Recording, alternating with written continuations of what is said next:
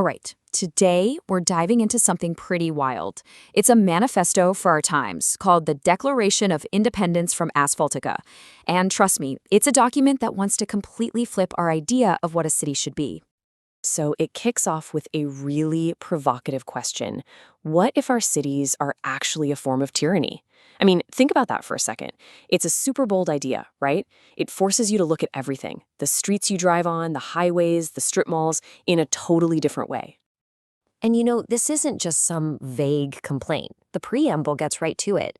And the language, it's designed to sound just like the American Declaration of Independence.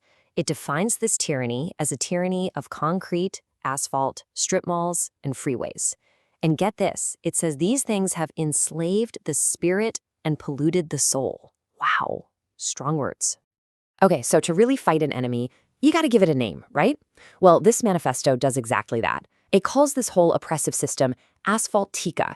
This is a really key idea. It's the thing they're trying to declare independence from.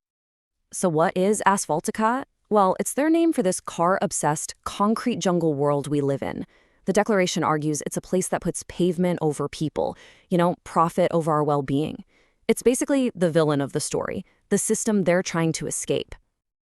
And sticking with that historical parallel, this document lays out its own set of self-evident truths. This is basically the philosophical bedrock for their whole argument, the foundation for building a totally new kind of city. And check this out. This really shows the clash of values. In Asphaltic, the whole game is about maximizing profit, about paving over life.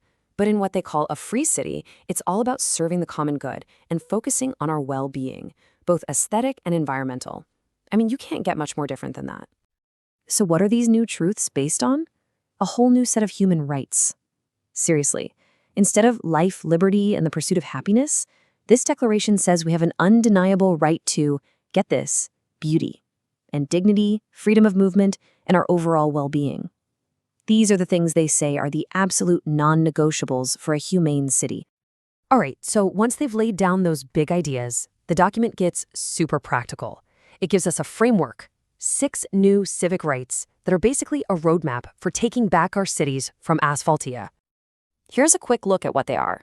They've got articles on beauty, on movement, on time and labor, the commons, liberty, and finally, civic renewal. And trust me, when we get into the details, that's where this whole vision really starts to take shape. Okay, let's break these down, because this is the real meat of it. Article 1, it basically makes public ugliness illegal. Yeah, you heard that right. Article 2 completely flips the script on transportation. It's people first, cars last. Article 3 says our time is a human right, so no more city designs that force us into these awful, soul-crushing commutes. 4 is all about transparent, democratic city planning, where residents actually have a say. 5 rethinks liberty, saying your freedom can't be used to hurt the community. And the last one, number 6, it calls on citizens to see it as a sacred duty to tear down ugly, oppressive stuff and bring back beauty.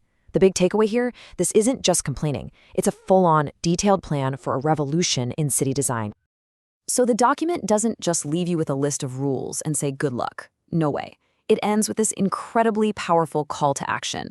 It's framed as a serious oath for anyone who's on board with this vision for a different future. And the wording here, it's so personal, so active.